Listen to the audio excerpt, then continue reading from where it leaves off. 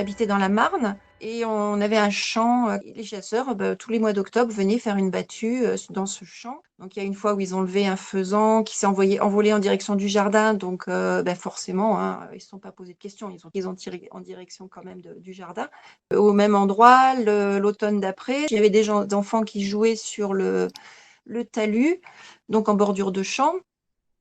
Le long de ma maison et ils se sont joués en Rambo parce qu'il y avait un petit jeune qu'ils initiaient cette année-là. Il est sorti du véhicule en faisant une roulade avec son fusil à l'épaule. Donc ils ont fait leur battue, voilà. Les enfants étaient toujours au bord du talus en train de jouer et ça les a pas gênés, voilà, ils ont fait leur battue comme ça. Donc ça a perduré, donc j'ai déménagé. Psychologiquement, c'était dur. Je savais tous les mois d'octobre qu'ils allaient revenir. Il fallait s'enfermer, les enfants pas au jardin. Donc tous les week-ends, c'était un petit peu la psychose au mois d'octobre, savoir si on peut aller au jardin ou pas. C'est arrivé que j'ouvre la fenêtre à plusieurs reprises. J'ouvre la fenêtre le dimanche matin et ils étaient là à 10 mètres parce que la clôture était à 10 mètres. Donc j'ouvre la fenêtre et je me retrouve face à des chasseurs, fusil au poing. Intérieurement, je tremble, j'essaye de ne pas le montrer. Et puis après, là, j'habitais dans les Hautes-Alpes, l'adjoint au maire, hein, qui était quelqu'un de très fort, de gros, qui avait du mal à se déplacer. Donc, il chassait au phare la nuit en 4x4, et puis donc sous nos fenêtres. Les gendarmes, évidemment, arrivent 2 heures après quand vous les appelez.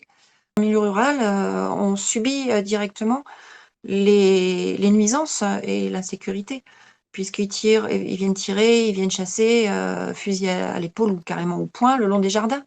On a l'impression des fois d'être dans un pays en guerre. Enfin, c'est très déstabilisant, voilà. Je voulais témoigner, de l'insécurité, de la peur, que j'avais eue des chasseurs. J'étais propriétaire d'une maison, qui était excentrée.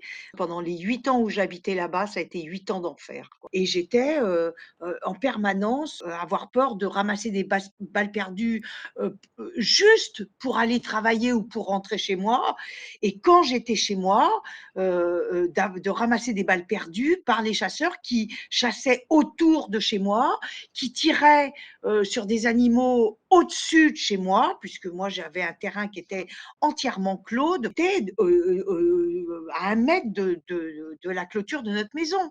Les plombs retombaient dans notre copropriété.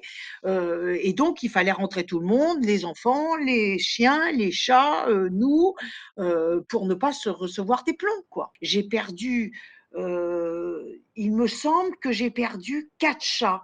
Le 5e, on n'est pas sûr que ce soit la chasse, mais en tout cas, 4 chats sont morts et on les a ramassés avec des balles.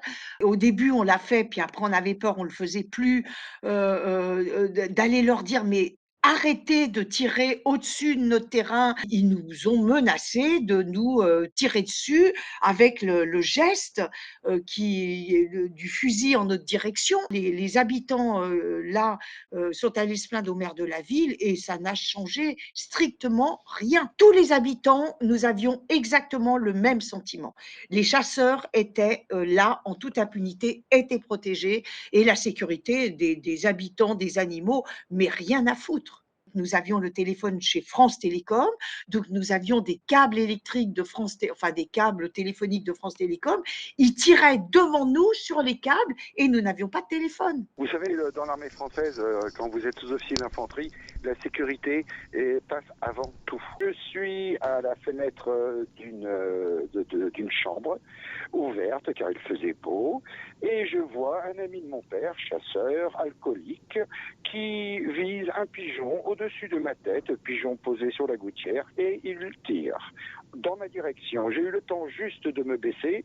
Les plombs ont tapé dans les volets, sur bien sûr les ardoises et non pas les carreaux de la fenêtre vu qu'elle était ouverte, mais dans les murs de la chambre. Sans parler d'un de mes cousins qui est toujours chasseur, il a à peu près 10 ans de moins que moi, qui vous dit au bout de la table, moi et mes copains, si on n'a pas vidé une bouteille de whisky à 8 heures avant de partir à la chasse, on n'y part pas. Ils n'ont plus aucun respect. Plus aucun, c'est fini. Laissez la liberté au moindre crétin, alcoolisé, avec une arme chargée, sans aucune discipline de tir. Tout ça, c'est des morts. Moi, dans l'armée, quand mes jeunes soldats arrivaient, nous les entraînions à la discipline de tir. Les chasseurs n'ont pas ça.